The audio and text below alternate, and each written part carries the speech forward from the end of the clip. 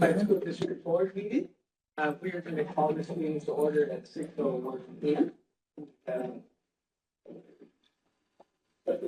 Make it roll call. Mr. Panuelos. Present. Mr. Goldman. Here. Heather Happy. Present. Ms. Legaspi. Mr. Martinez. Here. Excellent, thank you. We have a forum. We're going to begin with the Pledge of Allegiance. And I'm going to ask Dr. Monique, if you could please lead us in the pledge. So right hands over our heart. I pledge allegiance to the flag of the United States of America and to the republic for which it stands, one nation, under God, indivisible, with liberty and justice for all.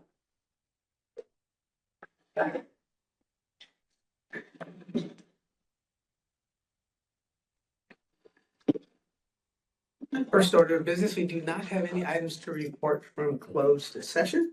So we're going to go right into item 4.1, which is to adopt our regular agenda as submitted by roll call vote. Do we have a motion? You have motion? Second. All those in favor? Aye. Motion carries.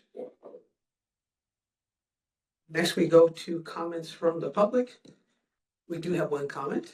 Do we have any other comments that we've received?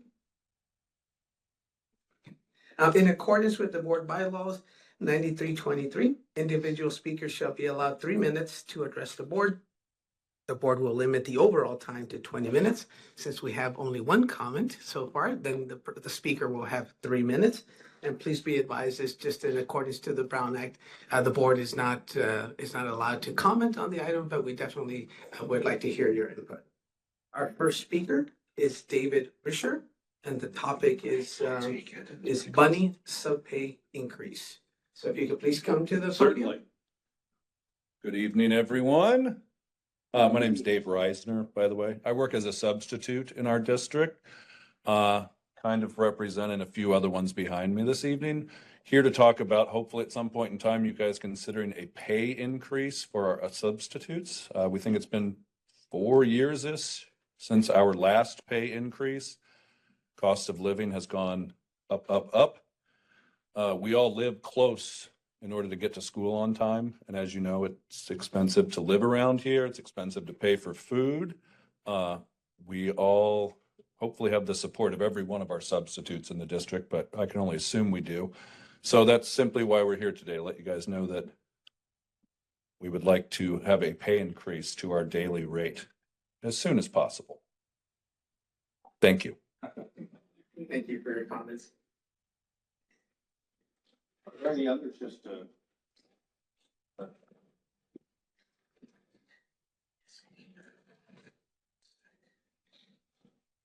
Our next item, we're moving on our agenda to item 6.1. It is the confirmation of a Da Vinci board member, Miss Laura Schieffer. Are there any, is there a motion? So I'd like a second. And any discussion? Conversation? I do have some comments, so yeah. First, I'd like to, for those that don't know, there was a board member vacancy at Da Vinci Schools, and Da Vinci did have a very open, transparent process with applications. And Matt, correct me if I'm getting my numbers wrong, but I think there was probably about 12 candidates that were originally submitted, and possibly 8 or 9 candidates that were interviewed for the position. So I personally wanted to thank the community for their interest. This was opened only to Wiseburn residents for the appointment. So it's really wonderful to see so many people that are interested in our community having the interest and also an opportunity to serve on the Da Vinci Schools board. Let's see, Nelson and I had an opportunity to participate and be present in those interviews for the candidates. And ultimately, Da Vinci selected Miss Laura Schieffer as the candidate to be brought forward for Wiseburn for confirmation, as is the practice and what's in our agreement, which we're very how do you say integrated and involved in this entire process. And I think Ms. Schaefer is going to be a nice addition to the board in that capacity with her skill set and comments, the way she answered the question. So looking forward to also partnering with the new trustee. And Nelson, I'll turn it over to you. Do you have any comments on that? No, I just echo Roger's comments, and I certainly want to commend Da Vinci on the process. I think it was a very open process. So thank you very much and enjoy being part of it. Thank you. And welcome to Ms. Laura Schaefer. Matt? Sure. If I might say that the open process was modeled after the Wiseburn Unified School District's open process. And we did have an opportunity to interview all the eligible candidates. There were, as you said, Mr. Benuelos, about 12 applicants. I believe 2 of them were ineligible because they lived outside the Wiseburn attendance boundaries for this particular seat. So thank you. And I just say Ms. Schaefer was the interim president of Syracuse University, is also now the COO, CFO of Pitzer College. So incredibly strong candidate. So thank you for all your support. Excellent. We have a motion and a second. All those in favor? Aye. Aye. Okay, motion carries 4-0. Welcome. Look forward to seeing her in the official capacity. Thank you, Matt. Next, Blake, we'll move to special presentations. So I'll turn it over to you for an introduction on item 7.1. Sure. Had an opportunity to see some performing arts take place at Da Vinci. Got to see my niece at one of those events, and just been a part of several planning meetings with Da Vinci and ourselves and the Wiseburn Ed Foundation, et cetera. Just wanted to give Da Vinci an opportunity to brag about the performing arts program that's really evolved, and I think it's anyway, I'm going to let you all do that, and I have just lots of good things to say about it, but I think you'll do better than me. So I think Alexi's here with Christine. I don't know who's leading the charge here, but definitely would love to hear from both of you. Great. And Matt. Sorry, I didn't realize. No. You were not on the agenda, Matt. We'll have to add you in. Yeah. Thank you very much. This is just an opportunity. You'll see it yourself that the amount of growth in our performing arts program, the partnership, number of kids being served is pretty extraordinary. So my job is to publicly embarrass Alexi because he likes just doing the great work and not sitting in the spotlight of our gratitude. But I think you'll be very clear of the masterful work he and Christina have done and many others. So pleased with the results to date. I'll turn it over to Alexi. Thank you. All right. Good evening, everybody. Good evening. Good evening. It's a pleasure to be here. This is obviously not my usual venue, but it's a pleasure to be here, and I'm grateful to have the opportunity to be able to share with you a little bit of what we've been able to do with the Performing Arts program. It's been really my honor and privilege to serve as the Performing Arts coordinator for the last about a year and a half. I started there just as a choir director a couple of days a week after school. And I'm grateful to have had the opportunity to start building this program that we've had. So am I using this? And or you can move it more. Try. Oh, there we go. Yes. So we'll talk a little bit about kind of the last 18 months, which is where the program has started, kind of the beginning of last fall up till this past December. We'll look at this past semester specifically by the numbers. And then we got a quick little video, little 1-minute kind of highlight video just to give you, performing art. You gotta see it to feel it a little bit. So I don't know if do we have audio hooked up? Like if I play a video, We'll find out. I guess we'll find out. Tony, Okay. Okay. Cue, Tony. Okay, great.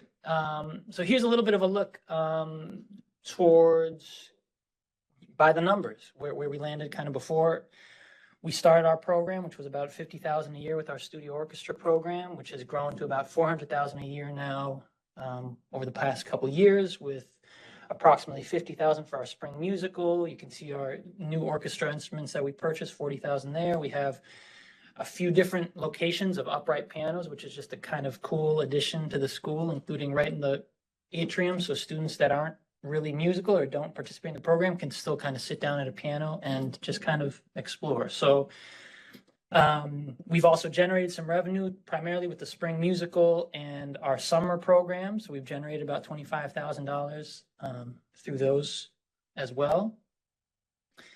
In terms of classes, we started again with just kind of studio orchestra and choir, which was about, we had about 3 classes before we started, and now we have 12 across all of our campuses, which has led to approximately 60 before, and now we have about 500-600 students across all our campuses that are participating in some way in our performing arts program.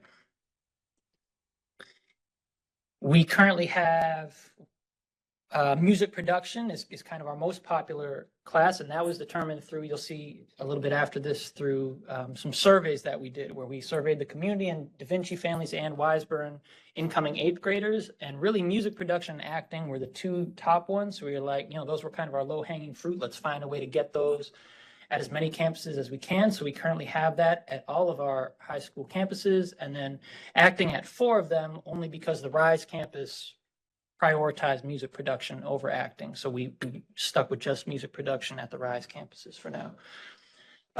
We also have a daily shuttle, which is pretty cool to bring our Connect students over. And I believe that also that was either at the same time or has evolved into sports also hopping on that shuttle. So that shuttle also now brings, I believe, Connect athletes to our campus as well. And you can see, these are some of our instructors that we have. Blake got to see some of them at the event that he came to, which was just our seminar night event. And yeah, LA is LA, when it comes to performing arts. And so we were grateful to be able to really tap into the industry here and build a program that capitalizes on that location that we literally can do things here that you can't do anywhere else in the country. And so we're starting to see seeds of that when we bring in Grammy-winning producers to come and work with our students. Limo, who's my friend there, who is my friend from Philadelphia. Before I moved here, she moved out here, and now this past summer was on tour with Doja Cat. I don't know if got some big Doja Cat fans in the board. Okay, great. So yeah, she got off tour with her, and she's again working with our students one-on-one. So it's pretty cool. One of the other cool things is just aligning how performing arts, similar to athletics, I think has aligned our campuses and enabled our students to kind of all come together. So we found a way to kind of work our schedule so that every Tuesday and Thursday afternoons, all the 201 schools have an aligned seminar period. It's a little bit off by 15 minutes, but it brings together students from all the campuses for drum ensemble, stagecraft, and studio orchestra. And then obviously after school with choir and musical theater, that's pulling again from all of our campuses. Last year, a 23 to 24 school year, we had about 4,200 combined audience members for all of our shows. You'll see again for this past semester where we landed with those numbers. And then I think we kind of continued the tradition of Rock Around the Block that I know Toby Harwell has done a great job participating in, and has kind of brought me along to bring choir, high school choir, and then last year our TK through 2 choir performed as well. They'll be performing as well this year, so that's always a great event, and was really great. We heard a lot from our TK through 2 families, who a lot of them was their first time participating at the event, and just to hear the way that the performance, yes, but also just the event itself was really great for them. So we have these spring showcases or semesterly showcases. So at the end of each semester, that's kind of those are our bigger performances that showcase our TK through 8 students, as well as our high school students. So we had one in December. We're going to be having another one in June. We've also done some merchandising, as you can see, with some hoodies, which has been a great, those things matter when it comes to building community and pride and all that. So those have been really cool. And then another cool collaboration has been the performing arts flyers, which we've kind of posted everywhere. Those were actually designed by the DECA program by students at the DVC school through their DECA program, which has been cool. And then here are some firsts that we had primarily last year. We're kind of, they're now seconds this year because we're doing them again, but you get the idea. Over the last 18 months, again, these are the first things that we did. Addams Family, our very first ever spring musical. You know, I can't really say enough about kind of how our musical theater program, especially at the high school, has kind of taken off. And I think given a space for students that otherwise didn't have it, and the production itself was really phenomenal. We're gearing up for another one in a couple weeks with Grease that I think will also be a really phenomenal experience and production. We had our joint Wiseburn Da Vinci concert in the gymnasium, which was a kind of converted into a performance venue space that I think was a cool experience that everybody did, and great to know that we have that. If we require a large, you know, space like that, we were able to do it kind of on shorter notice than we would like, but it worked out. Band Bash is a very cool thing that was actually an idea brought to me last spring by a student, by a junior, Dylan Echevarria, who is in a band. I was like, hey, we want to do a rock concert. I was like, cool. What are we doing? And I kind of guided him as if he was the booker, the promoter, so I showed him how to create I'm an artist. I come from the artist musician background myself. So I kind of know about, you got to have the set list. You got to break it down, it's not just enough just to have your friends show up and say, all right, you're going to do this on the day of, you got to have it broken up by the times, the location, and be really specific. So it was great to work with him on that. And this has since become a biannual event. So we do this each semester. We had one on Halloween this past year, and we'll be doing another one on May 8th, which has been cool. Open mics have been also really cool. Another cool way, kind of low hanging fruit. We're trying to make the performing arts really accessible to, we have a chance to really build a non-traditional program here. And I think a way that really reaches kids where they're at. So this just gives chance. The mic is open. Do what you want, come as you are. We really emphasize being a positive, supportive space. And these lunch open mics, we really almost brought the entire school out to come watch their friends perform for 30 minutes. So, and then our TK through 8 program, we've had choir and theater offered that is another element of our program that has really taken off and has really been a beautiful community builder as well. And then, like I said, this slide could have also kind of gone at the beginning, because this has really been the guiding light or guiding kind of North Star for everything that we've done, which has been these community surveys, which we did last fall, right when I got here, to kind of see what do we want? What are we building here? What do the students want? What do the parents and families want? And then last spring, we did an 8th grade survey as well for the incoming 8th graders, and we plan to repeat both of those this spring to kind of continue to assess where things are at. And like Blake said, a lot of this has also been done in lockstep with the partners at WEF and the Wiseburn School District. We met 3 times at the beginning, middle, and the end of last year to kind of make sure we were hitting our benchmarks and the goals that we set together. And we met again at the beginning of this year to kind of touch base and see where things are at and to discuss collaboration opportunities. One that we're hoping for this year is Band Bash. We actually are hoping to get a middle school band to open up, which we think will be pretty cool. And so we're kind of working out the logistics for that. So I'll leave you all. We have our numbers. You can see here, these were our first this past semester. So you can see attendance has kind of grown a little bit for our student participants with 650, and then roughly total audience members at 1850. And then these are our upcoming events just for the second semester, in case anyone wants to throw these on their calendar, just to be able to make it out. But you can see it's a full, I've been grateful to be placed in a place where people are hungry for this and are excited to perform, are excited to come out. And, it's been very easy in that way to serve in that way. So we'll give a little bit of a taste here now, maybe. Let's see.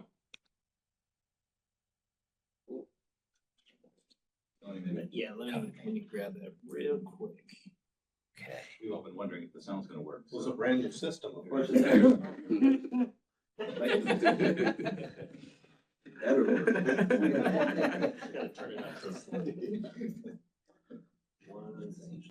Sure.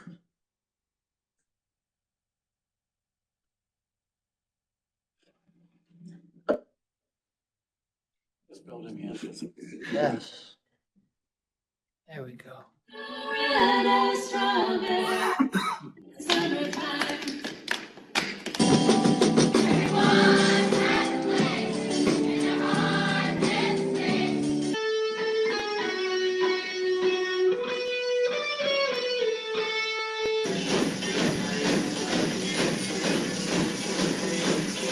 This was sort of a special boy. Are you kidding? There ain't no such thing.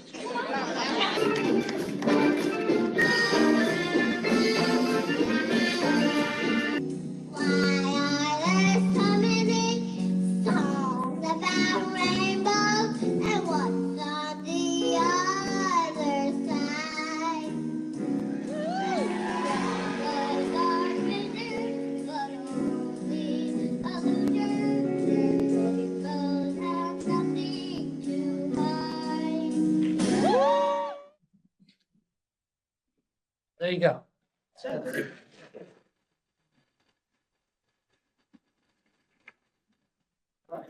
Thank you all again so much.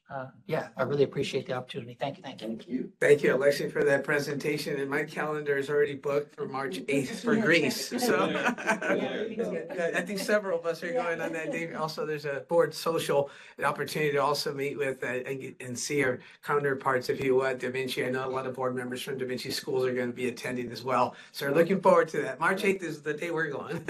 Thank you. Any comments from the rest of the board? It's exciting to see the growth of the visual and performing arts programs, and as a former musical theater kid myself, I got all the non-singing roles in the musicals, so it did help me at trivia. Last week, I knew that Bushel and Peck was. They still beat me, but not in that category.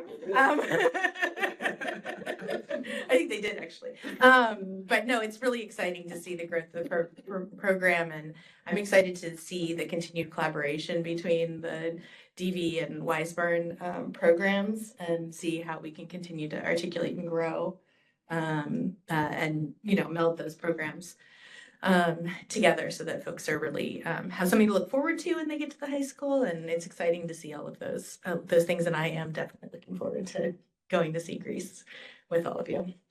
Excellent. And just, I was thrilled to see the kids from, that you're shuttling the kids over and the sports there. And I thought, I was also a musical theater kid, and that made a big impact on my life. And you want to see joyous kids, the most joyous kids in the world, give them musical theater. That just brings those kids together. So I was thinking, about the sports. So this all performing arts are like a magical team sport. And there's so much learning and so much opportunity and so much education. So I couldn't be more excited and happy that you guys are doing this. Matt, I think we spoke at one of your board meetings before this building was born about this. And to see this come to light is beyond exciting. Well done. Thank you.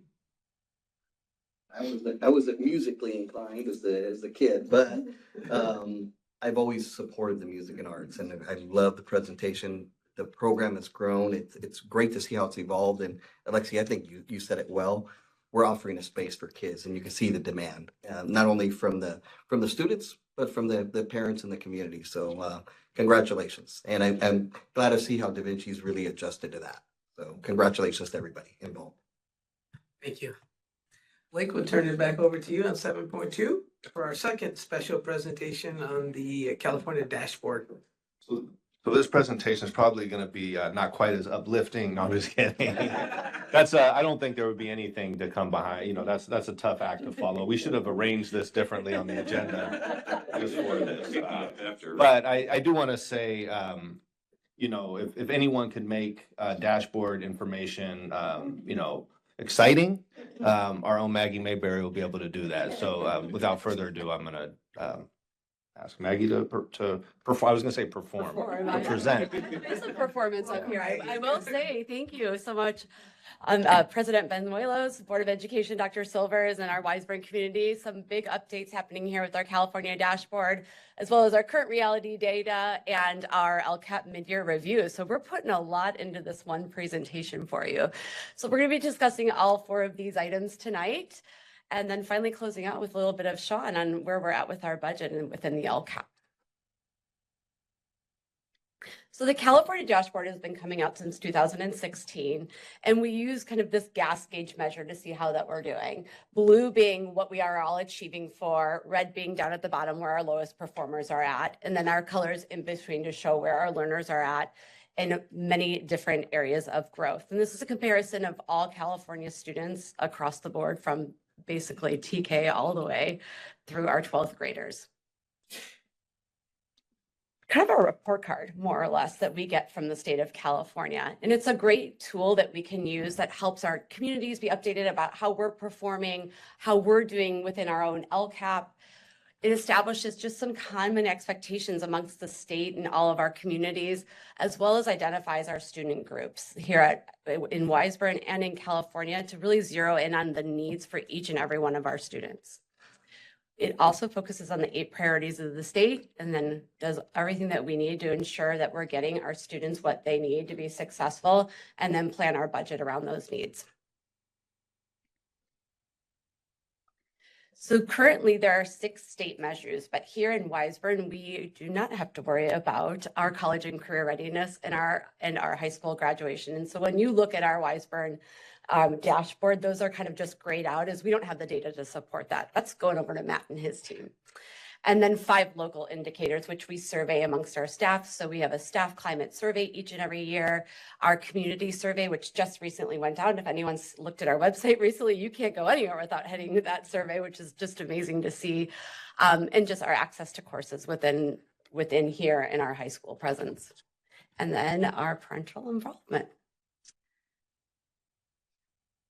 In the state of California, there are 14 subgroups. This is actually a big change from last year because there were only 13 last year. We've now had the addition of our long-term English learners. Within our WISE community, we have 10 subgroups within the 14. And so African-American students, Asian, Filipino, Hispanic, and Latino, 2 or more races, white, English learners, and then the new one with the asterisk are long-term English learners, socioeconomically disadvantaged, as well as our students with disabilities. So those are our subgroups that we get to look at in every category to see how they're performing against the state of California. So what's new this year? Because the state loves nothing new than to just have a stabilized dashboard for us. But this is great news as a former science teacher because we've actually added the CAST assessment, which is done here in Wiseburn with our 5th graders and our 8th graders. So that is now appearing for the first time on our dashboard. It's not going to have that indicator light that I discussed earlier in the presentation because that's actually the growth over time. And this is the first year that we've collected that. So we're going to see that gas gauge color coming up in the next couple of years. Another big addition is adding the actual LCAP to the dashboard page. So you can click on both links to see what they're visible on. As well as the addition of the long-term English learners, which is a great addition because this is a subgroup within our state that we really do need to focus on as a collective.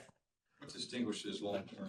It's students who have been English learners for 6 or more years and have had no growth or progress towards mastering English or being fluent. Updated differentiated assistance criteria, and then as well as 5x5 charts, but they've been added for the high school, for the college and career indicator. And we're going to actually talk a little bit about those 5x5 charts. Okay, I'm clicking and pausing, Tony. Now I'm getting nervous. Okay, here we go. I don't want to go too far ahead. But this is what a typical 5x5 looks like. I have to say we had the privilege of working with someone with each of our schools, and we were able to pretty closely predict with the data that we had this fall with where we were going to align as a district and at each of our school sites. And we were pretty spot on with the data that we had. So that was pretty awesome to see.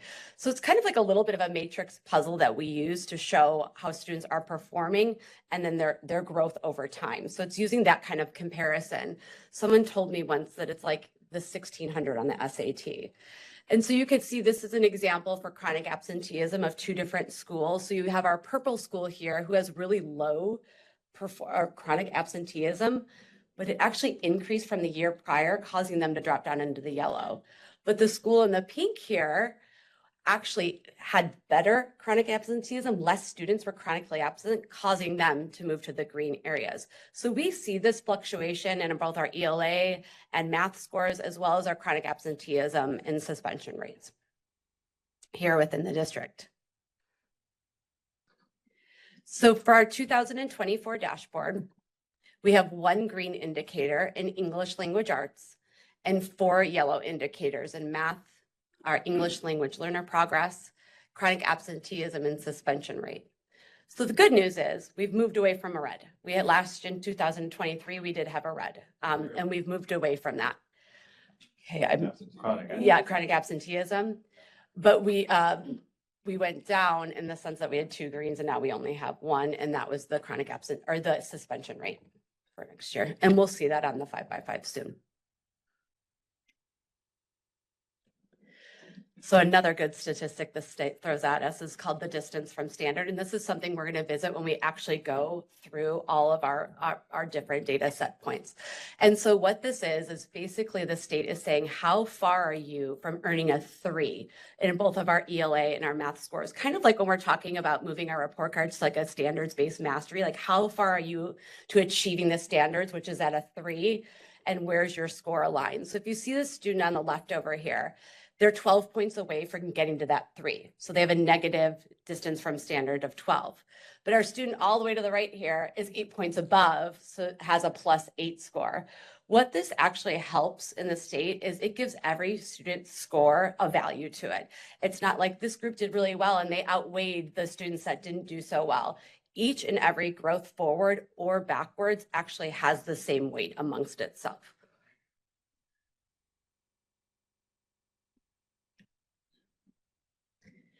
So our English language arts, our big green, which is great to see. We are 23.3 points above the standard of 3. We actually decreased a little bit by 5.7 points. And as you can see, highly above what the state of California is at. But we have broken down on the bottom all of our different subgroups and where they align. And so what this tells us is our reds and our oranges are our students that we need to start, really looking at a different aspect and looking at the programming around our students. Our long-term English learners are performing in the red in ELA. So we need to look at the programming that we're providing for those students to ensure that they're learning at the highest levels. But what you can see here is if our ELA indicator would have been blue, if our distance from standards was 20.7 points higher. So we're pretty in the middle of our green, that it's going to be a big lift to get to that blue area. Now, typically a distance from standard point is about 1 question, or 1 question on the CASP assessments is about 3 points on the distance from standard. So you're talking 60-ish, a lot of questions difference. To clarify something. Yeah. You showed us distance from 3 a minute ago, and now distance from standard. Is 3 the standard? I'm going to go back really quick because I want to look at what I said. I understand 3 is the standard. Yeah, 3 is the standard. Okay, I just Yeah, want to clarify. yeah. Which is the assumption I made. I want to clarify. Yeah, out of that 1, 2, 3, 4 that the state gives us. Great. I'm curious, Maggie, on Yes. the socioeconomically disadvantaged students, whether we've had any issues classifying those students because of like folks not returning forms and things like that. I know we've been asking people to do more about that, and I'm just wondering if that's impacting the data about those students and whether we actually can tell at this point what they're Like what our actual true socioeconomic numbers are. And I know that's something, I don't know that answer offhand, but I do know, like talking to my peers in other districts, like that's something we're all kind of facing with to ensure that data is the most accurate. So we can get students what they need. Right. You want to jump in? Ro? Yeah, and I will just You don't have to stand up. I think there's a mic above you. we were just going through the exercise within my department and Maggie's department to kind of look at all of our CBEDS data closely and look at all of our unduplicated students and making sure that we were capturing everybody. So before the window closed for that final kind of verification and updating, We went back and took a look at a lot of our students whose families completed the alternative income form. And so we found out that initially they were not being included in that unduplicated count this year. So we updated our CBEDS data, and that ended up adding about 100 students to our unduplicated pupil count. Yeah. And so with that addition, that pretty much brought our numbers back into alignment with what we were seeing in prior years. So it seems like all in all, it is kind of a steady number for our unduplicated pupil count. I just want to make sure that when we're giving that data to the state, that we're counting all of the correct students in Exactly. those numbers. Right, you right. know. Thank you. Sure. And then in mathematics, we're in the yellow, 5.6 below standard, but we did increase 1.3 points. As you can see, we are outscoring California. 47.6. Yeah. But the good news is, look at that little pop-up box. Our math indicator would have been green if our distance of standard were 1.7 points higher, which I'm saying is like 1.5 questions. If every student answered 1.5 questions more or correctly, we would have been in the green. That's something we could definitely tackle. I mean, with our onboarding of Eureka Squared, with our new math coach over at the middle school, I only imagine that we're going to be in the green next year. And the increase of 1.3 points should not be ignored. Right, right. It's growth. Our teachers are doing great things within their classrooms, and it's showing. Give us growth ongoing, we'll jump up and down. Right. Green next year then, Maggie? I'm gonna heard the contract, but I don't, yes, I will. See our teachers. And I'm not leaving until there's a flu, I promise. Our teachers have it. They're doing great things. And then science being 3.4 points below standard, and they actually decreased 1.9 points. And this is just a measure with our 5th and our 8th grade students, and then high school students take it typically in 10th or 11th grade. But what we can do here is I broke down the distance from standards by our subgroup of where our students are aligning. So This is not the first year that this. This is the first year it's reported on the dashboard, not the first year we've done the assessment. Got it. That's what I Yeah, remember. yeah. So we did it for a couple of years to norm out the test. It was kind of like a practice round. And now last year was the first time we all knew as science teachers and above that it was going to be on the dashboard. And so kind of like during COVID, remember everything turned purple and gray? It's going to be this way for at least 2 more years, and then we'll start seeing the colors.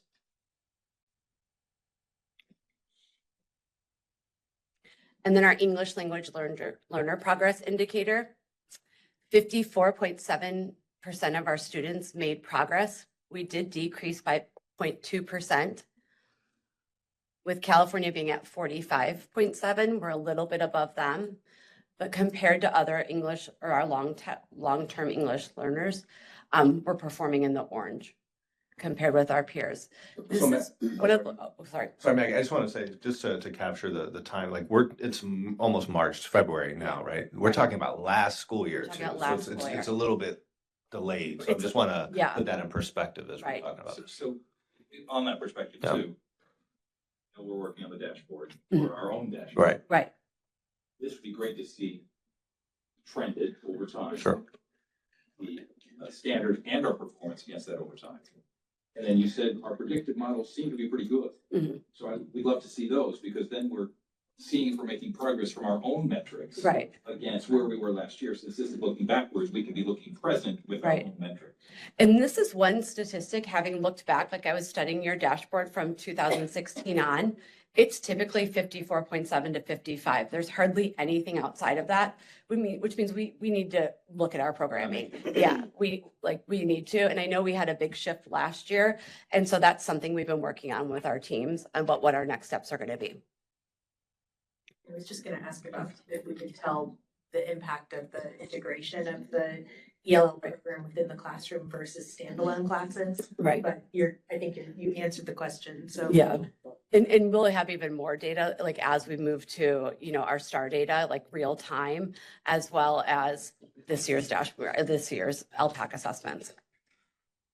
And then chronic absenteeism, 10.3% chronically absent. We decreased 5.8%. California being at 18.6. It's a state problem. It's a nation problem. The more I read, it's happening everywhere. And so I know we've done a lot to help with this to ensure that our students are in their seats, because we know that the highest levels of learning aren't going to happen unless they're there and present with us. Can you remind me what the number of missed days is before someone's considered chronically absent? It's 10%, so it'd be 18. Yeah. So our chronic absenteeism rate would have been in the green if 9 fewer students were chronically absent. I mean, another thing that we could tackle, like that's a reality. And then our subgroups of students, again, we're seeing our long-term English learners performing at a lower level. And then our suspension rate, we're at 1.9%, but it did increase from 0.6. That was causing us to move to the yellow. That was in the green in the past. A bigger jump, but if 10 fewer students had been suspended last year, we would have been in the green. And again, our long-term English learners. That's probably why they're still long-term English learners. It could be. So overall, we are performing exactly where the other county schools are at a 3.2 average rating. The state of California is at a 2.7. So this is across all of the metrics that are used.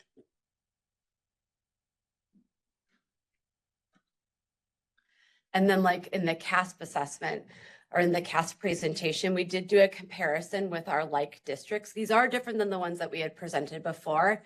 And we're performing out of those like districts. We have 26, first in English language arts, 10th in math, 9th in our English language learner progress, chronic absenteeism, 7th, and then 13 in our suspension rate. And Tony, can you go ahead and click on where it says click here for our similar districts, because we can see what our comparables are.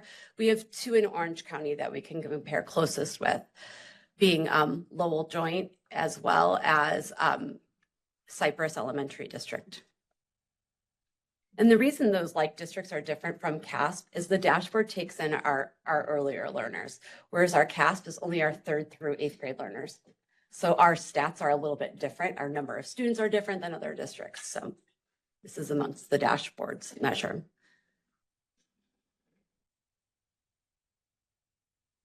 And we could go back to the presentation, Tony. Thank you. Oops, oh man. And then here's where our schools are at. As you can see at aviation, green and blue. Del Air, look at that math blue. I knew that was coming when we did the exercise and I was dancing. Like that is so awesome. That is like our teachers really putting, like that's the great work that they do with the students that they work with each and every day. It's awesome to see. Holly Glen as well, in green and blue. And then our middle schools ELA scores are great. You know, we're onboarding our new math coach there, so I only expect to see different colors in the future.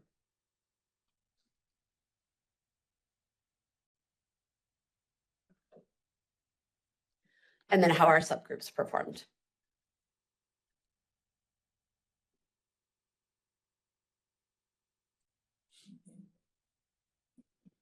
Michelle's not here to celebrate that. Right. Well, she's in the homeland celebrating. That's pretty awesome. I hope she's having a fun party. And then compared with where we're at right now, in the fall, I came to you and discussed our STAR data, which was at 64% of our students were at or above grade level, has grown to 65. And then our math from 48 to 50. So we are making progress. Our next steps are going to be another STAR assessment, and then we're moving into the CASP season, getting ready right after spring break.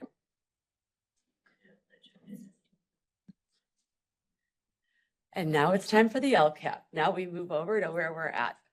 And so how we're going to talk about the LCAP is just a little bit different than's been done in the past, but we designed a dashboard for you based on our LCAP's actions and expenditures. So these are each of the actions that are within the LCAP. So we have all the way from 1.1 to 5.13. This is what we're doing and then the money that we're spending to do it. And what we're showing you is how we've progressed within those goals for this year. So we're in year 1 of our 3-year LCAP. So green being complete or have already completed, we've spent the money.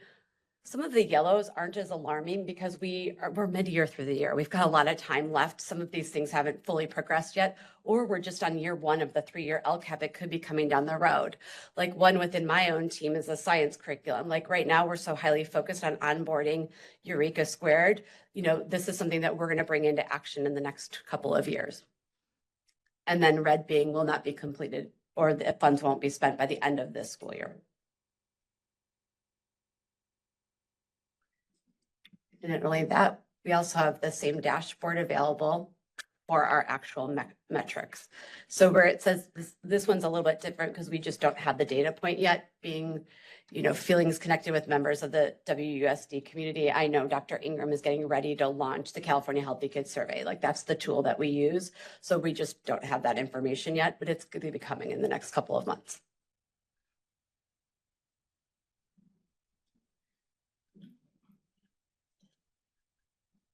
Maggie, can I go back and ask you a Yeah. question about the thing that you showed where the different subgroups were performing? Yeah. Right? Yeah. Is that unduplicated? So like if a student is counted as, let's say, Hispanic, they would not also then be counted as a long-term English learner? So they're in a different count is unduplicated, but no, on the dashboard, they appear as both. I'm just Yeah. curious how those numbers are Yeah. impacting each other. Mhm. So like Yeah. someone might be Hispanic and also a long-term English Right. learner, and the English learners are performing really low down here. And so it looks like our Hispanic population is doing worse than maybe it is Mhm. because of that Right. subgroup. So I'm just curious. Yeah, and How do that's you account for that? And we know that statistically that our unduplicated kids don't, why we receive more funding for them to help in programming, you know, specialized for them. Mhm. Great question. And then, oops, I'm going the wrong way. I apologize. Go back. Just in our own understanding now. And then our budget. Sean, do you want to speak to Sure. these are your numbers or that were developed prior to this. So just within each goal where we're at.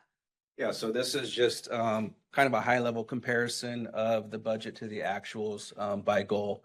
So as Maggie kind of explained, you can see our actuals are pretty much in line with our budget at the mid-year. Obviously, some of the goals and actions are kind of front loaded because some of the activities are being conducted kind of at the start of the year with certain professional developments and things of that nature. And then certain things are ongoing. So this was kind of in coordination with Maggie and myself, just going through each goal and action, seeing what the budgeted amount was, and then kind of seeing what we actually spent on those goals and actions.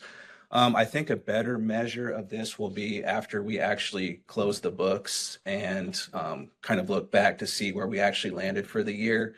But I think this snapshot right now will be very helpful for Ed Services and the Business Services Department to kind of really start the work for our LCAP going forward for the next year. So I think this will really help aid in that work. What I would love to see here is a column of encumbered funds or funds that we projected. Because we don't know from here if budget and actuals, if we're expecting to make up that difference, that's what we're planned for. But so I'm sure this tells us a whole lot without that projection gap. Okay. Yeah, within our system, it does encumber funds for like goods and services and things like that. Unfortunately, in our general ledger system, it doesn't encumber salaries. So I could kind of provide, you know, maybe like an overall projection of what those salaries are going to look like for the second half of the year. What we want to know, at least what I want to know is, are we on track? Yes, I would say we are on track. Certain specific goals and actions, maybe we spent a little bit more just because maybe that goal or action, you know, warranted more services or something else was required because when the budget was formulated before the start of the year, it was just a budgeted number. Maybe, you know, in review of another goal and action, maybe it wasn't warranted to spend the complete amount of funds because we already accomplished the objective for that goal. So I just, the next time, could you actually spell out what the goals are on this? Certainly. So that we can, I mean, I can go back and look at the LCAP, you know, and see it, but just like a few word summary there of what it is. What are the goals? Yeah, what are the, yeah.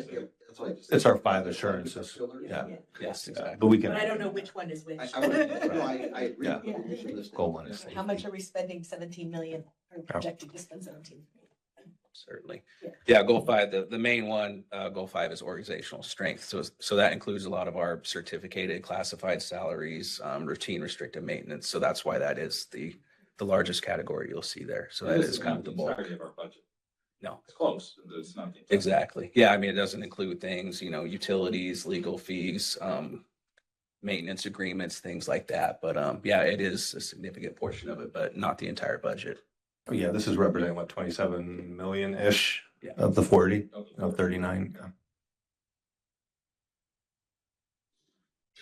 Okay, that's all I have. And then lastly, we're required to talk about our next steps with the LCAP. So we are in the process of sending out our survey to the community. And our first educational partner meeting is going to be on March 6th, right in here.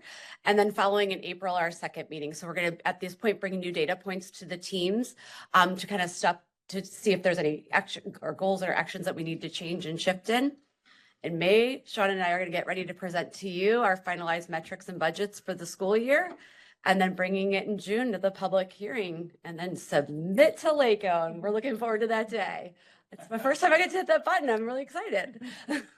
Maggie, on the educational partner meetings, could Yes. you just tell us how you're extending those invitations and who they will go out to? Just because in the past, it's been a little bit haphazard. Right.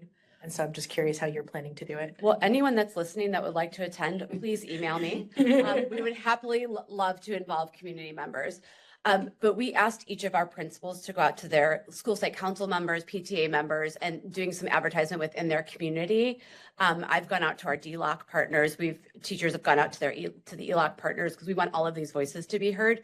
So they've been comprised at the school site and both at the district level. And so I reached out to WEF, and they're going to be having a representative on for the first time with us. So we're reaching out to who we know.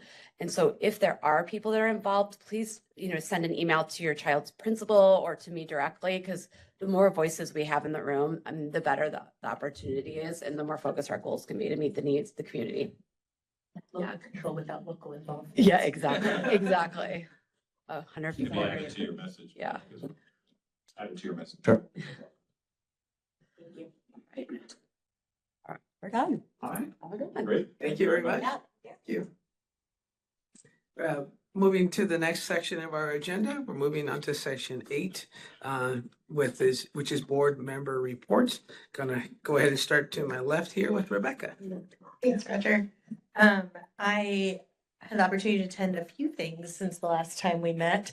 A couple of LA County School Trustees Association meetings, including the sort of first meeting of the year of that group with Roger. And we heard about actions that they're taking to keep schools and families safe in the current federal environment. Specifically around immigration enforcement and how schools should be responding to that. And I know our district is taking steps as well, which has been in some of the messaging that's gone out. So and I also had the opportunity to participate in a secondary meeting from that about some legislation that's pending in Sacramento that would also sort of expand the zone of safety around school sites.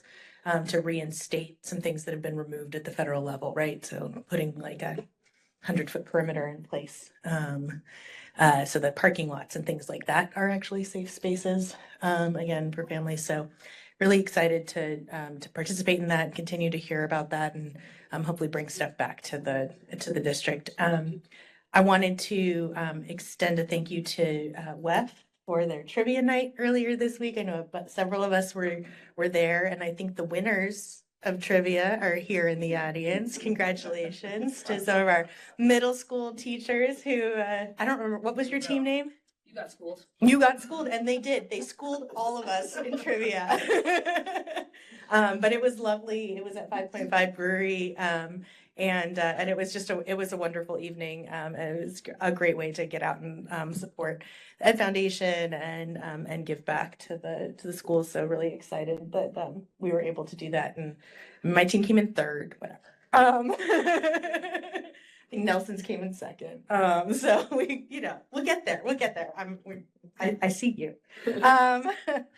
And then I also wanted to extend a thank you to Dr. Wallace and the folks at Da Vinci for having me over at DV this afternoon to talk to some of their students about pursuing a legal career. It's always fun to get out and sort of try and inspire the next generation of leaders in our community and students as they go on their furthering their pathways. I've in the last week and a half, well, the last couple of weeks, I've had a couple of my own mentees do some amazing things for our country. So, things like federal judges passing, enforcing certain things and people bringing lawsuits to help to do those things.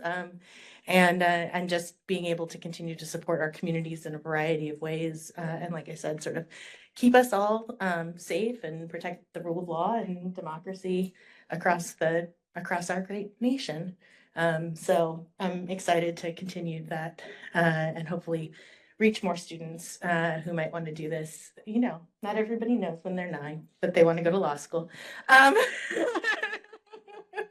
Or files a petition with the school board when they're 11. It just doesn't happen. But some of us do that. And then we move on. So, I was telling Steve, it was a full circle moment when I joined the school board that I had once, not this one, but I had once petitioned a school board to change something in our school district. And now I get to sit on this side. So you can do that with a legal degree or not. But anyways, I'll pass it back over to you, Roger. Thank you. Thank you, Rebecca. We go to the right here. Nelson? Thank you, Roger. I also wanted to thank the Weisberg Foundation for a wonderful trivia night, for hosting it. Wonderful night, fun night. Yes, I got schooled. I'm not happy about it. One thing I would say is after 20 years on the board, I still have a lot to learn about Weisberg. And then just the other thing is, I've been walking around the sites, Blake, and the fence screens look really clean. Good job. Thanks to the rain, right? That's all I have. Great. Thank you, Nelson. Go to Neil. Is rain on the payroll? That's great. Thank you, Roger, and I want to thank Joe Weber and Ray at Da Vinci, the vice president there. We had the opportunity to meet with them twice in our 2x2s, where 2 of our members of this board and 2 of the members of the Da Vinci board are connecting and trying to continue to collaborate and work integration and connection between our districts. And that's just been a really, really positive experience. Ray said something in the meeting that I wanted to share with you guys that I thought really embodied the spirit of that. And I know, Nelson, you were part of this before and felt the same spirit, which was we are such partners in this. We're getting to that point of really it's creating an opportunity for win-win. We don't want to win at you losing. They don't want to win at us losing. It's a win-win connection. And that spirit was authentic and really great to see. So we're looking at some financial aspects. They were very much aware of Vicki Barber's work, and we're all looking forward to that in terms of our shared expenses and trying to make sure that we get the best win-win we can. And I just want to say we're off to a great start as we move forward here. On another note, I wanted to recognize Aviation Elementary for the Bulldog Bark. I think I've mentioned jokingly, I read the Wall Street Journal and the New York Times and the LA Times just about every day, and this takes the cake, baby. This is so much more enjoyable. Thank you very much. So well done, and super fun to see. The kids just did a great job.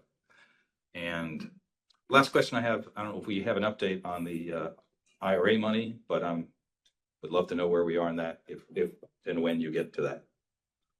Thank you, Roger. All right. Thank you. I do have a few comments as well. On Wednesday, the January 29th, Sean and I had an opportunity to attend the local public schools funding authority board meeting, which is a subset of our district together with Centinela Valley.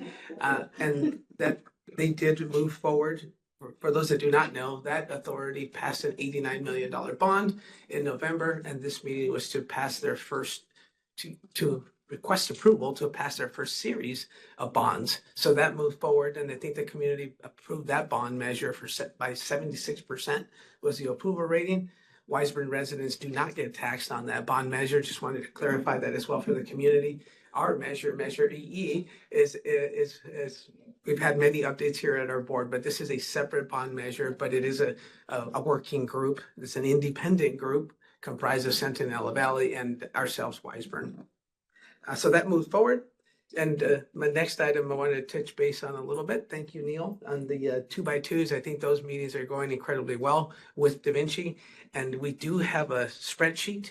You know, the things that we talk about tracking get done and move forward. We have a preliminary list of, let's see here, 17 items that we're going to be discussing individually as we move forward. We're tackling items such as not only capital facilities improvements, but also ongoing costs, governance, policies and procedures, and things where we can gain advantage by working together. Because quite frankly, we've discussed a win-win scenario. Together we can accomplish more. And I think all of us are really entering that dialogue with that mindset, and it's going really well. And Blake, if you could please email this document to the rest of the board so that they can see the items that we're working on with Da Vinci as well. Okay. I also had a comment on the bulldog bark. I like your color version, yeah. I did print this out, and it really is amazing the level of effort they went into this. I was incredibly impressed. So I want to give a shout out to Lola Buckland and Matiha Moran, who are the editors of the Bulldog Bark.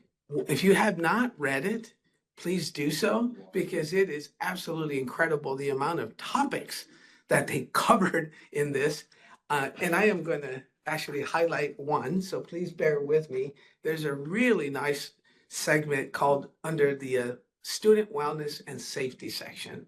So this is called Acts of Kindness by Isabella Martinez. And I'm going to go ahead and read this briefly. No relation.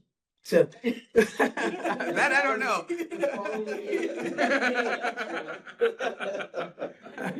So it really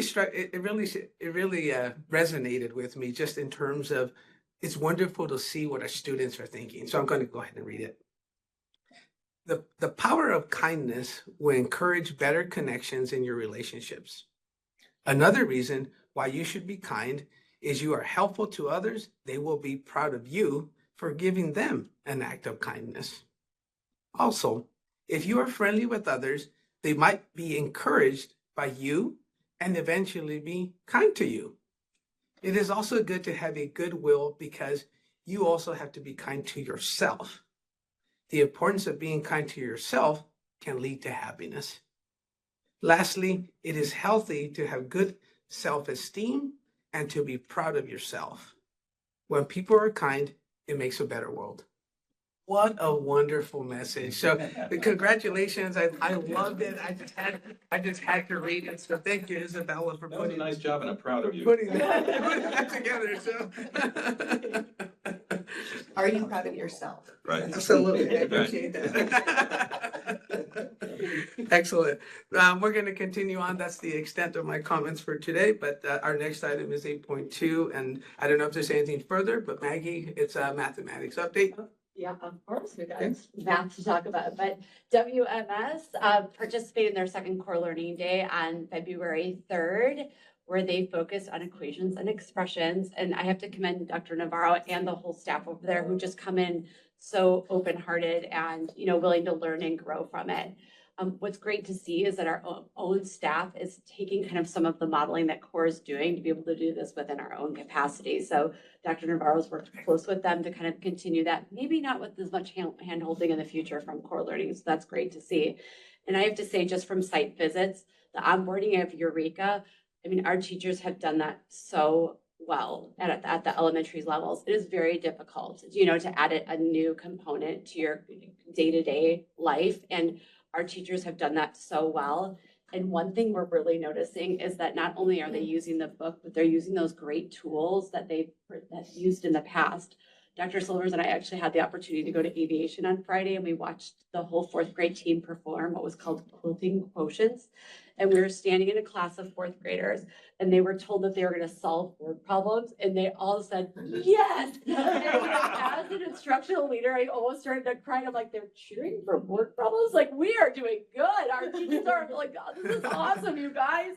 Like, that's the highest levels from what we see. So bravo to them.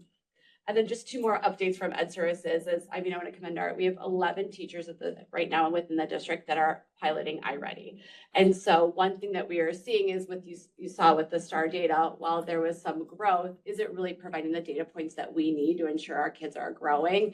And so we've had these 11 teachers who aren't necessarily on our ELA committee on board this. We have the entire 5th grade team at Del Air. So bravo to all of them for trying this because it's a new tool mid-year, which is difficult, but I've been able to sneak peek some of those data points and it's pretty awesome to see because we're really dialing down to specific ELA standards right now, not just how are we doing in reading, but like how are we doing on our phonemic awareness? How are we doing on our vocabulary? How are we doing our reading comprehension? And so I'm excited to see that in every grade level, K through 6, we have someone piloting for this. And then it went to Newsies Junior yesterday and it was awesome. First of all, I understand why Dorothy Blue, our director, signs everything with seize the day. I've now learned that as I watch the performance go, but following what was just said at Da Vinci, they're gonna have a group of students this year that are gonna be feeding in that have done this. It's gonna be spectacular. So to everyone listening in the community, and not just by Dorothy Blue, we have our own ICO that is involved as well as the music director. May 7th and May 9th, save the date for this. We're going to be seeing them at Rock Around the Block, do a little tidbit, kind of like the Macy's Day Parade. And then we're trying to form groups to come out to each of the elementary schools to kind of fire up our community about this big performance. So it's exciting news. Seize the day, even if it's raining. That's what I heard. You can say that even when it's raining. Excellent. Thank you, Maggie. Blake, I'll turn it over to you for district leadership I think reports. that hits your district leadership. Yeah. You kind of jumped ahead of us here, Maggie. It's I'm okay. thinking about the talkie a lot. Turn the mic We back were supposed over. to That's stop okay. after math and then that's all right. Had a chance to join Sean, Nisha, and we had WFA leadership with CSEA leadership, Alicia Galindo, Robin, and Krista Pachuta at the school services financial update. It was the governor's budget proposal workshop. So Sean, who is going to share with us a few of the updates from that particular presentation.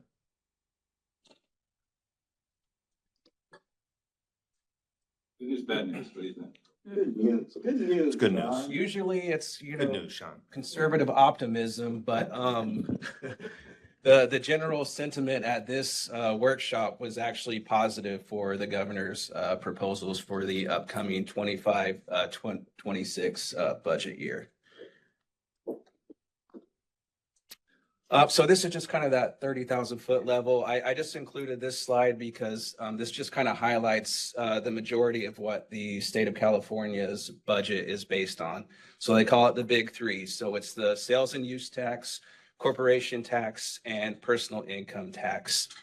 And so here, the estimates for the upcoming year are all slight increases compared to the current year. So that's at a positive. The LAO and the Department of Finance, they're kind of on the same page with their estimates, and they're both projecting roughly about a 3.6 and about a 2.2 increase across the board for the big three. So that's positive, just at the state level. But of course, me being a pragmatist, I always have to include just some potential risk to the state budget.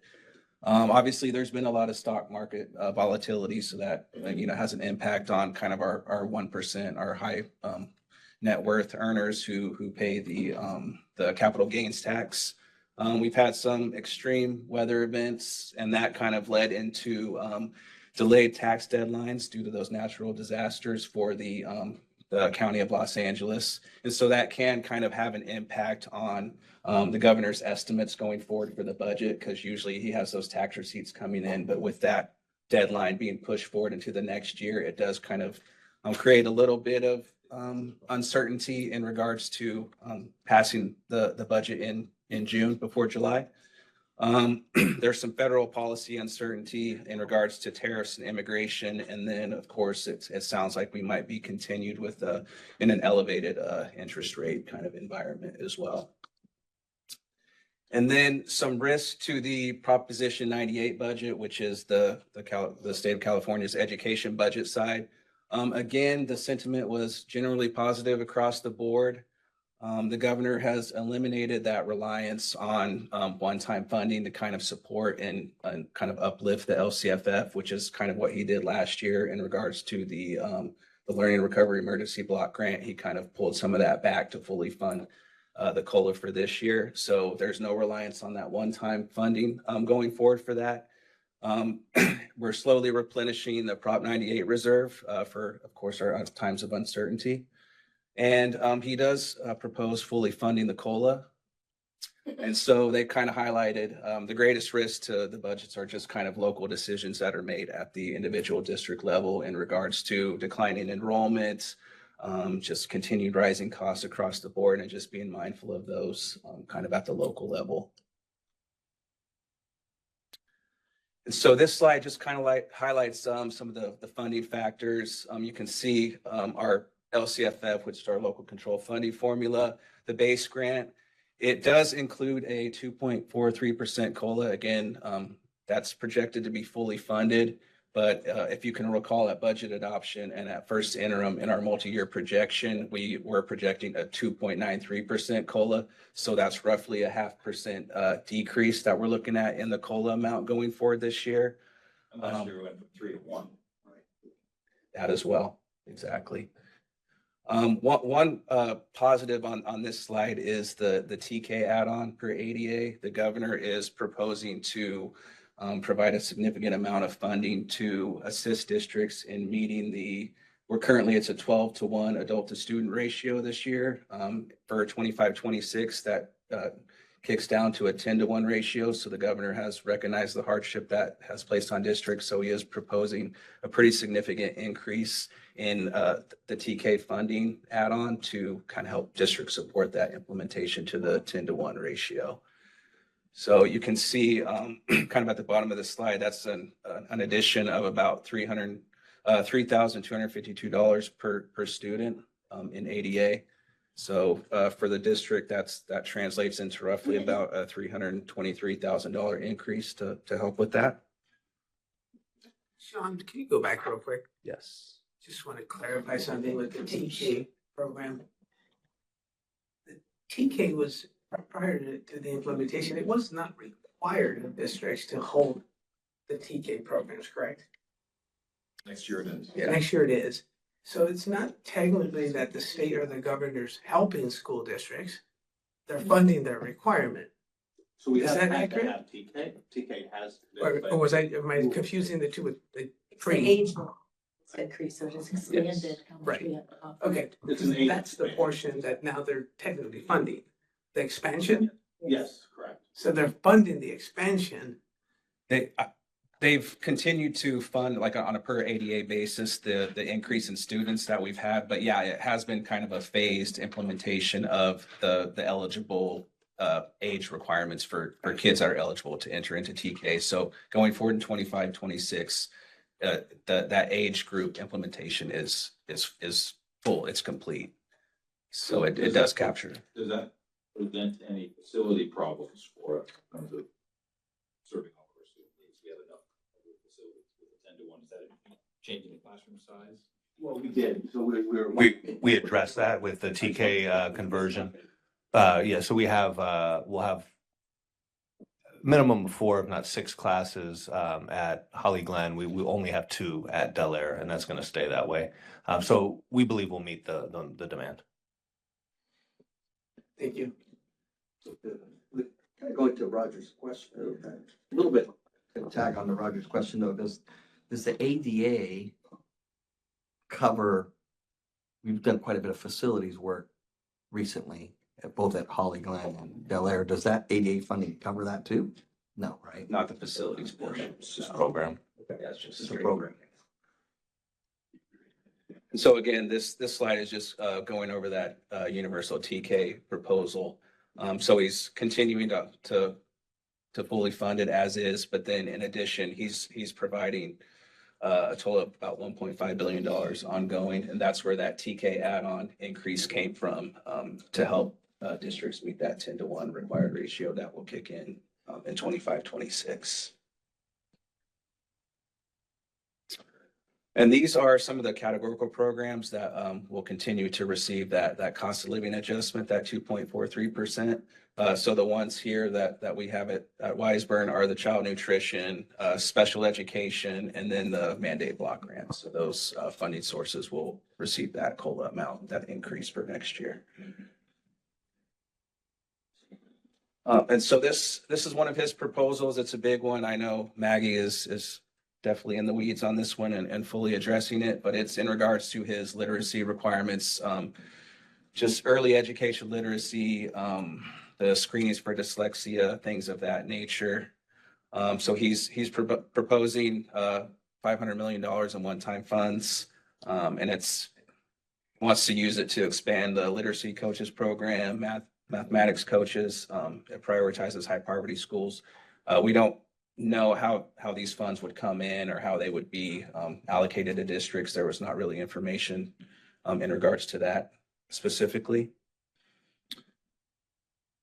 Could you go back real quick to that, Sean? Yes. I think that comprehensive, when you look at that, you're seeing a big push in two areas that I just want to highlight our district priorities at this point, right? You see mathematics, you see literacy, and I know that one of the things that Maggie's been looking at are tools. I know she mentioned iReady as one option, but also just looking at how we can research and even implement reading strategies along the lines of science of reading.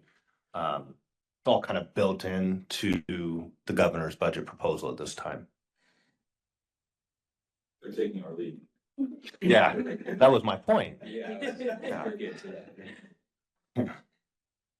So this next one was kind of a surprise to me. I thought we were kind of done with the one-time kind of discretionary block grant proposals. But this one was one that he proposed. It's about $1.8 billion in he's calling it student support and professional development discretionary block grant. So within that, he highlighted some suggestions as to what he thinks the funds should be used for, but for all intents and purposes, it's discretionary. So it's pretty open-ended. It's pretty unrestricted. They didn't highlight any sort of allocation amount for that either. I attended a budget workshop at LACO the next day. Capital Advisors Group, they took a look at the total ADA across the state, and they kind of broke that down and came up with about a $327 per ADA allocation amount baseline. And so for the district, that translates into about $787,000, which is pretty significant. So we hope this one materializes, but again, that was a surprise to me. And Sean, is this across K-12s and charter schools as well? It applies to all students? Yes. Excellent. Okay.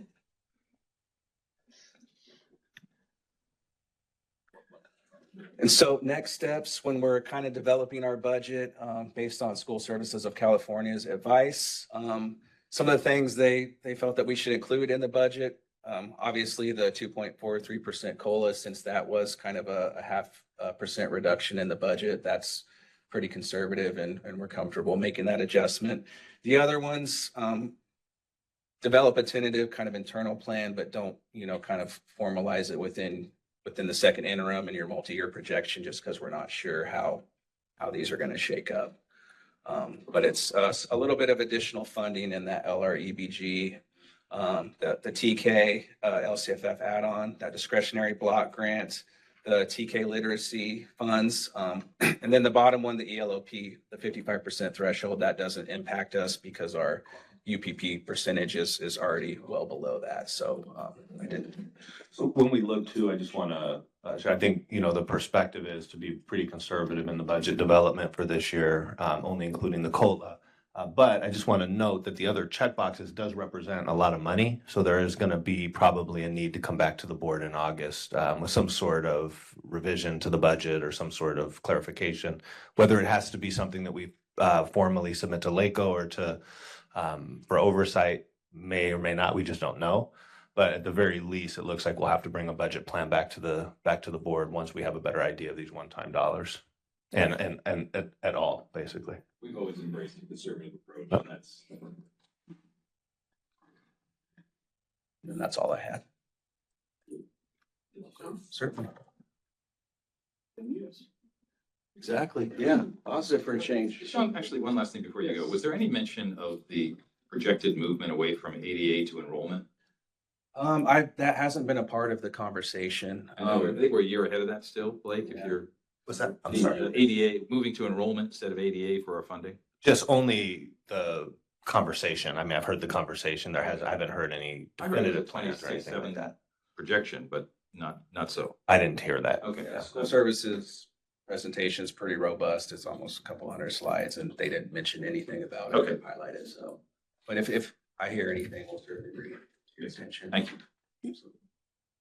I think what we're looking at now is how do we recover ADA? I mean, that's been the big push. I know Monique's working on that through independent study. So maybe it won't be enrollment, but we're going to try and cover some of those ADA, I guess, some of the loss that we're getting to ADA through some recovery plans.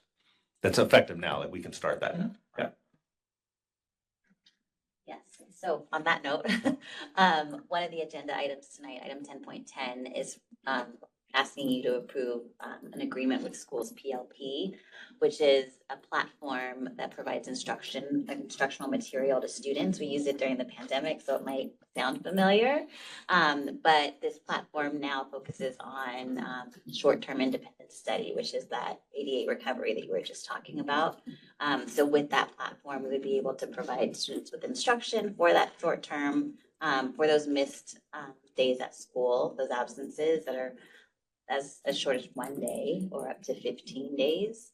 And it makes the independent study process easier on teachers because now the instruction is online, it's provided to students, and it's an easy way for us to check and make sure that work has been completed so that we can update our records. Have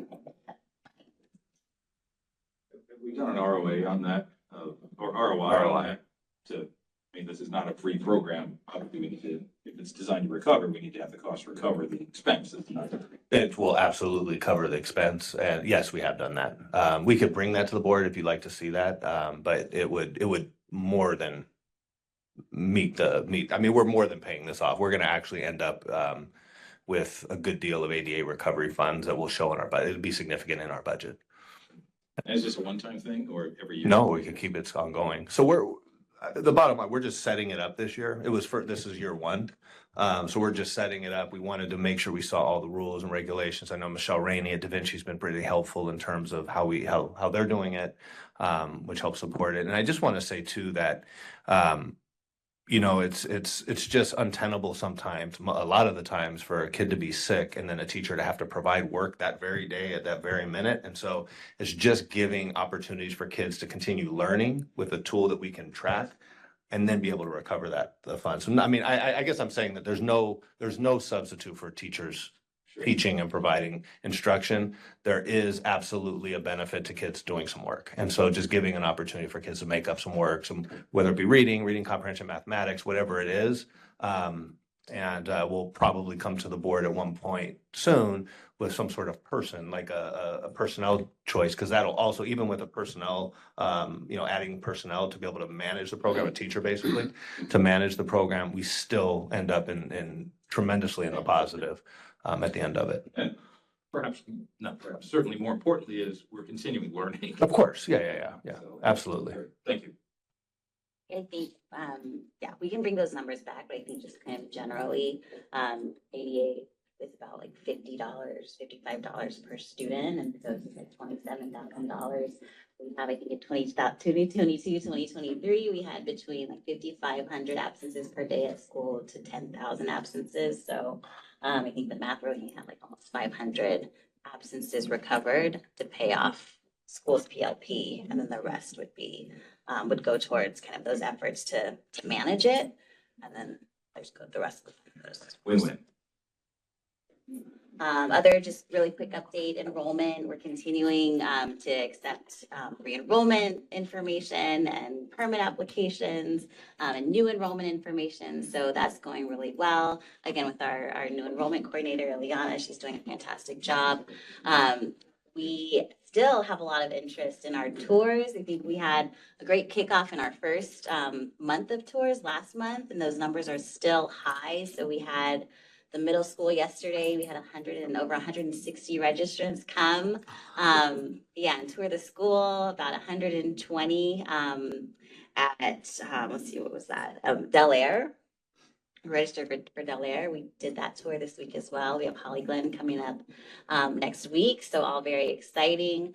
This month in February, we stepped it up a notch a little bit. WEF joined us for the tours, as did PTA members. So a big shout out to them and thank you to them for being a part of that. I think the community members really enjoyed that. And the school mascots attended as well. So that was a great perk as well. Thank you. I just have a quick shout out that I want to share. We found out last week that one of our teachers, special education teachers, Marissa Larson, who's a supports students at Aviation Elementary, was nominated by a parent for the Community Advisory Committee SELPA Award. So she'll be recognized actually on the 27th, which is our next board meeting night, at North High School. So this is parents across our district submitted nominations for members of our special education teams, whether it's their teachers, an instructional aide, specialists. And so I appreciate their input. The SELPA is who reviews everything to determine who's selected.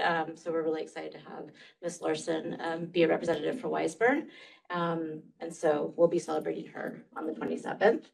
And I know Nisha's going to share some more updates in terms of some of the staffing and things that are going to help support our special education. On the nominations and stuff, is it possible to share who else was nominated just so that they can be I can get recognized for their work? That if someone took the time to nominate them, it would be nice to just congratulate them even if they weren't. Yeah, absolutely. So selected. I'll get that information from the SELPA. They just let me know who was selected. But I'll find out more so that I know that several parents reached out letting me know that they had submitted. So I know that was something parents took time to do. So I appreciate that. Yeah. Very nice. Excellent. All right. I think okay. Great. Couple updates for me today. I do want to piggyback on what Monique said about the tours. Just really good work from Monique and from Ileana and the team. I know Erica's put in some time too with Maria, marketing, also attending, taking pictures, just being there, kind of reimagining what the tour would look like.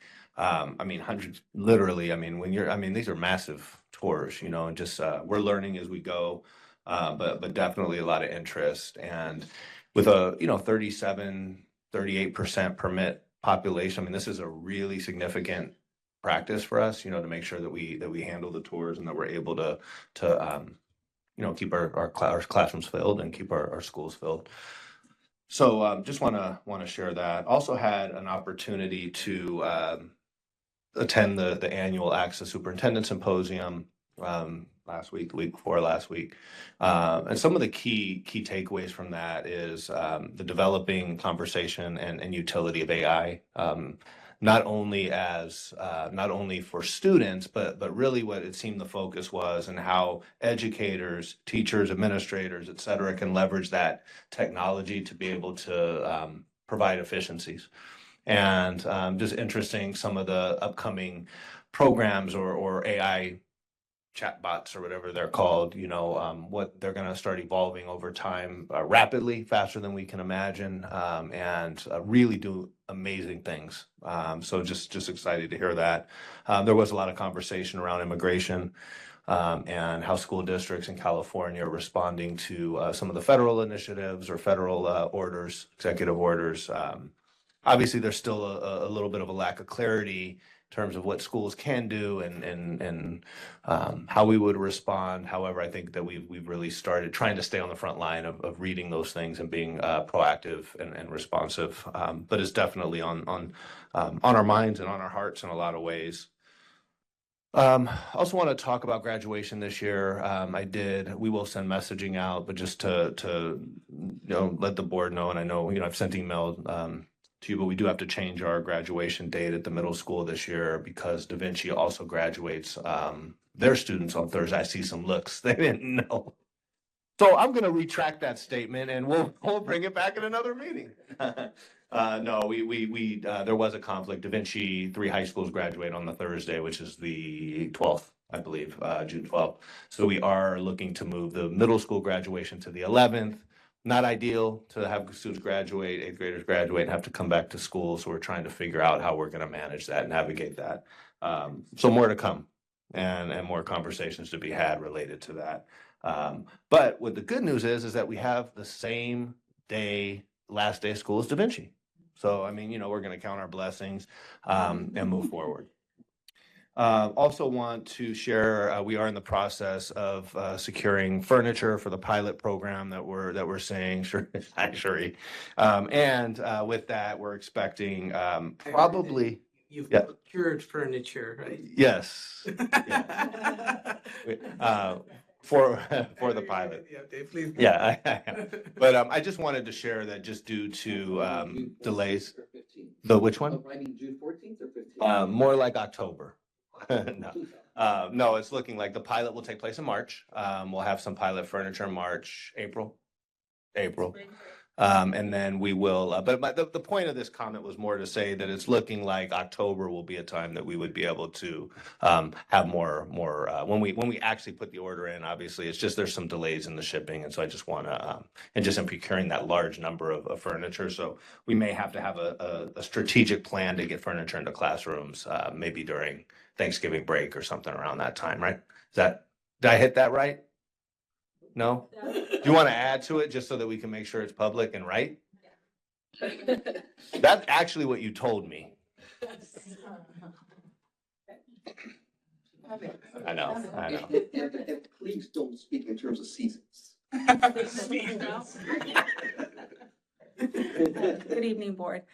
So to piggyback off of what Dr. Silvers was mentioning, yes, the pilot FF&E has been placed. The orders actually were issued out prior to going on break in December. So current lead times and updates that I have been given is that the orders aren't estimated to start delivering installation until mid-March. Due to disruption of classrooms and to avoid that disruption to staff, we've looked at the schedule and have decided that we're going to target spring break for those move out of existing furniture and then the move in of the installation of the pilot furniture, which would then give staff and students the opportunity to then pilot the furniture right after spring break up and through the last day of school, at which time we will conduct surveys.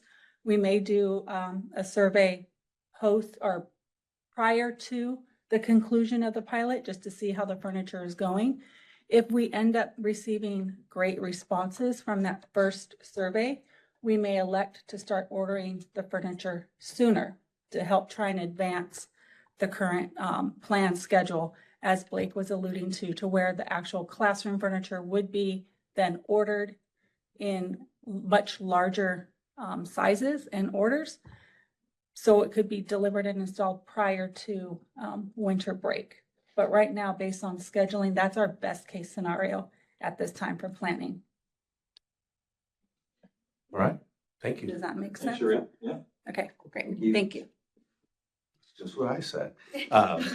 Also want to share that that we also are beginning the signage process. I know that the board, we had shared with the board, and the board had shared, the urgency by which we want to get signage, permanent signage back up on our campuses and get those banners down. So we are in that process. We're still targeting summer. This summer is going to be busy. We'll just say it's going to be a really busy summer. It's going to be a fun summer, but signage will be part of that summer planning and project. So just want to keep that front and center. I know that's come up a couple of times at board meetings. Did we have any temporary fix for the Delaire? Not yet. Not yet. It looks like we can maybe put up some kind of black tarping behind it. So we're gonna give it a shot and see what happens. Yeah. Yeah, it's weird. Like on the marquee at Delaire, when it's at night, when it's light, you can't see the sign that covers it. You just see, it's weird. It's a weird. Yeah, the price. So it looks like there's no sign. Like there's no. So yeah, no, like there's no banner, correct? So we'll take a look at that. So yes, we're looking at a sort of a dark, like a plastic tarp type thing. So we're just maybe a couple weeks before we get that in. And all the signage, this is not like the big marquees changes, right? So these are things we don't have to get state approval. That's correct, for, right? So- It's a letter for letter replacement. Right, no, I mean, yeah. We will replace the base, The of the marquees. To think that I think the question is something a little DSA. bit more permanent. Yeah, it was The just the, actual marquee itself. it was because when we had talked about it before, there was potentially a delay if we were gonna do the marquees because we had to get Yes. the things. I just wanted folks to know that this is like on us to order it and get it done, but there's no like approvals, because I think that delayed some of the other projects was getting approvals. So. All right. Also wanted to share that we have tentatively scheduled, and we'll get information out for March 27th at 4 p.m. To do the groundbreaking at the 135th and Aviation Weisman Sports Complex. That'll kick off a really, really exciting and fast-paced kind of process and progress towards opening that field sometime, in December of 2025. So we're less than half a year away, it feels like, to have that facility done, long awaited. So I'm really, really excited about that. And then last, I just want to say that I want to congratulate Nisha Dougal for being nominated as the AXA Human Resources Administrator of the Year for 2024, sorry. For Region 14, just a true pleasure to work with Nisha and to definitely so well deserving of that recognition. So thank you for everything that you do, and we'll definitely celebrate more. But I did want to share that with the board, with the public, kind of fresh off the press. So congratulations. Thank you. Now you have to give a speech, and that's all I have today. All right, no speech? No speech. Next time. We'll wait for after the event. Said Blake talks enough. All right, we're moving on in our agenda to section 9.1, and that's public comment. Do we have any public comments on agenda items? No? From the public, okay, we will go on to section 10, which is consent. Is there a motion for item 10.1? You have a motion for 10.1? Second. Any comments, questions? Just thank you for getting back to me on my questions, Dr. Silvers, and I'm good. Excellent, thank you. All those in favor? Aye. Aye.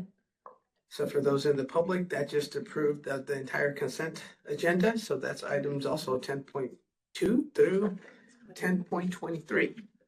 We're moving on to action items, which first item is 11.1 is to receive board policies for the first reading. Maybe the summary. This is for the uniform complaint process and also for CUPCA. Is there a motion? You have a second? Motion a second. Any comments? Questions? Hearing none. All those in favor? Aye. Aye. Okay, item 11.2 is to receive board policy for second reading. This is for board member remuneration. That was also on our last agenda. Is there a motion? So moved. Motion by Rebecca. Second? Second by Nelson. Any comments or discussion? Just thank you again to the board for considering this thing. I think it will really make a difference for folks in the future. And like I have a babysitter at home tonight with my kids, so it'll make an immediate difference in my ability to participate and be here fully present. So I appreciate the recognition of the fact that we all have different circumstances and giving folks a greater opportunity to participate. So. Thank you, Rebecca. All those in favor? Aye. Aye. Motion carries 4-0. Going on to section facilities. Item 12.1 is to award an agreement for 135th and Aviation Sports Complex for Inspector of Record IOR Consulting Services to Pringle Group. Is there a motion? Motion. Nelson, second? You have a second? Yeah. Any comments or questions? Second. Good experience in the past. Okay, all those in favor? Aye. Aye. Motion carries 4-0. Item 12.2 is to award agreement also for 135th Aviation Sports complex for the Lab of Record Consulting Services to Corey Engineering and Testing Incorporated. Is there a motion? Second, Rebecca. Comments, questions? Hearing none, all those in favor? Aye. Motion carries 4-0. Item 12.3 is a notice of completion and release of detention for the CalShape projects for various sites with Site Logic through and being paid through Measure E bond funds. Is there a motion? Second. Nelson, second, Rebecca. Any comments, questions? All those in favor? Aye. Motion carries 4-0. Thank you. Item 12.4, award of contract for campus modernization items and services from Arbin Union School District piggyback bid number 2022-23-001 for Aviation Elementary School and Wiseburn Middle School. Is there a motion? Yeah, motion. By Nelson, a second? Second. Second by Rebecca. Any comments or questions? Hearing none, all those in favor? Aye. Aye. Motion also carries 4-0. Moving on to section with regard fiscal. Item 13.1 is to approve additional funds for EPIC staffing. Is there a motion? Motion. By Nelson, a second? Second. Second by Neil. Any comments or questions? Hearing none, all those in favor? Aye. Aye. Motion carries 4-0. Item 13.2 is to approve consultants agreement for Star of California. Is there a motion? Motion. Second. Rebecca, comments or questions? Hearing none, all those in favor? Aye. Motion carries 4-0. Okay, upcoming dates and events. We have a holiday President's Day, Monday, February 17th. And our next board meeting is Thursday, February 27th. Any other dates? No, we'll add some to the next agenda. But I do want to say we do have need for a second closed session. Okay, we do have a need for a second. Okay. Well, with that, I'm going to go ahead and take a motion to adjourn the open session. But before I do that, I want to close by saying thank you, everyone, again, for all your hard work and efforts in making the Wiseburn community and for serving all of our students, making it a better place, and in appreciation of the Bulldog Park, be kind. As I will as well. So motion, second. All those in favor? Aye. Thank you and have a good evening.